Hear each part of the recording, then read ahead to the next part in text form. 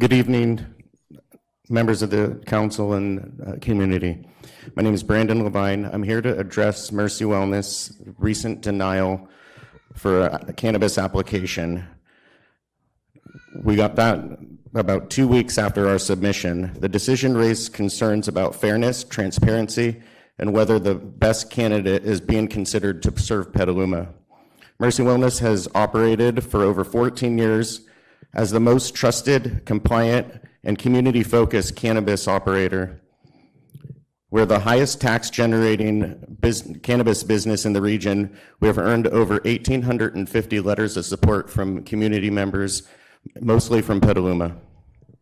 Additionally, I serve on the Department of Cannabis Control, DCC Advisory Committee, highlighting my leadership and level of compliance. Yet this process has lacked transparency. 2 years ago, you guys had a council meeting where a project was proposed and talked about already picking another cannabis applicant. That location is Cattleman's, which did not fit the state setbacks, and Healy in particular said just make it happen by changing the language to that location. This decision disregards overwhelming community support and proven benefits. Mercy Wellness is the best fit for Petaluma, and I urge the council to prioritize transparency and relook at my application. Thank you. Good evening. Thank you for your time. As a local resident, homeowner, and longtime cannabis enthusiast, I'm deeply disturbed by what I've seen so far take place during the selection process of bringing a cannabis dispensary here to Petaluma. The lack of transparency and what now strongly shows as collusion behind the scenes is void of the values I know to be dear to the people of this community. An article from last year in the Press Democrat states that Damon Porter, CEO of Dynamic Real Estate Partners, said he and his team are considering a good blended revitalization of the Cattleman's property. He said he'd also like to include an unnamed cannabis tenant on the property that, I quote, who was recommended by the city and is waiting in the wings of Petaluma to serve you. Nobody else had a chance, did they? This was clearly a setup. For a town where I have seen hundreds march down the streets of downtown and on East Washington fighting for equality, this is a major slap in the face and goes against our Sonoma County way. For a town that is so passionate about locally owned and operated family businesses who put their community first, this is a slap in the face. For you to allow others to spend their hard-earned money on an application process, securing real estate, making significant investments for change, only to find out in the newspaper that they never had a chance and somebody else got special treatment, that's flat out wrong. And it sends the public a message that will bring upon a reckoning of this council, if not revisited to be a fair and impartial process that I promise. That is what was presented, a fair and impartial process. Specifically, I'll call on the council to give Mercy Wellness another chance. For almost 15 years, they've served the community and they live and breathe the Sonoma County way. Thank you very much. We're better. Good evening, honorable council members and city staff. My name is Lauren Mendelson. I'm the junior partner at the law office of Omar Figueroa.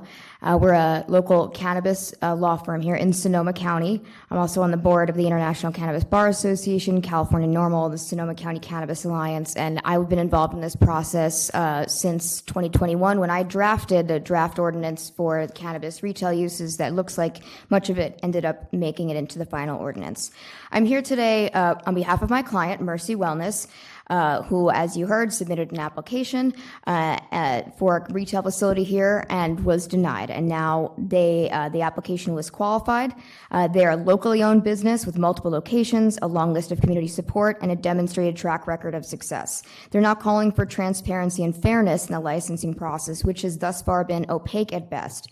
Earlier this year, the California State Auditor released a report on local cannabis permitting, namely how cities and counties can improve their permitting practices to bolster public confidence. I sent a PDF of this report to you earlier today, and I have a copy with me. This has specific recommendations, such as impartiality statements from reviewers, having tracking and documentation process, and other methods of preventing unfair processes. There's serious questions as to whether what happened here aligned with these recommendations. Additionally, due process requires that an application be evaluated on its merits. Failure to do so is a violation of the U.S. and California constitutions. I urge the city of Petaluma to uphold this basic right of due process and take another look at how it conducted this licensing process. Thank you very much. Yeah. Good evening. I've had the privilege of working with Brandon Levine at Mercy Wellness since 2015. I've been a part of the cannabis industry since 2012, supporting hundreds of retailers across California as a representative for wholesale distributors. Through this experience, I've seen firsthand what makes a retailer truly stand out, and Mercy Wellness is one of the best. When CannaCraft, one of the largest medicinal cannabis manufacturers, faced challenges, Brandon and his team selflessly stepped up, ensuring patients continue to have safe access to clean medicine. This speaks to their integrity, leadership, and commitment to the communities they serve.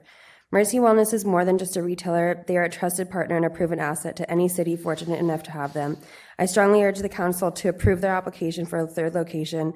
Petaluma would greatly benefit from a business of this caliber. Thank you. Good evening, City Council. You've seen me here many, many years. I'm the owner of 5101 Montero Way. I am the one that donated the putt-putt golf in 2015 when my husband passed away. It took 3 years for the City Council to approve it. And by the time you approved it, the tenant ran out of money and had to give it up. Ever since then, I had talked to you guys about cannabis. In 2018, Eagle Eye leased the building for me for cannabis. He's been working with a lot of you on the board to put cannabis in my building. My building for 9 years has been caught on fire 3 times. It has been vandalized each week. It has been graffitied at least 19 times in the last year. I am begging this board to allow Mercy Wellness to reapply and go into my building. I have a right too. I pay taxes, I pay FEMA, I pay property tax, I pay everything. I was so proud of the board when you approved my building at the first cannabis meeting for commercial to have the cannabis there because it was out of the way. It had plenty of parking. There was no kids anywhere near it. I was surprised when Mr. Healy at the very end said, make cattlemen's work. Now I find out a cannabis company's going into Cattleman's, and my applicant, who was the best applicant for the job, is now denied before even going to an interview. I please ask the board to allow. Well, Thank you very much. Thank you very much. And that closes public comment.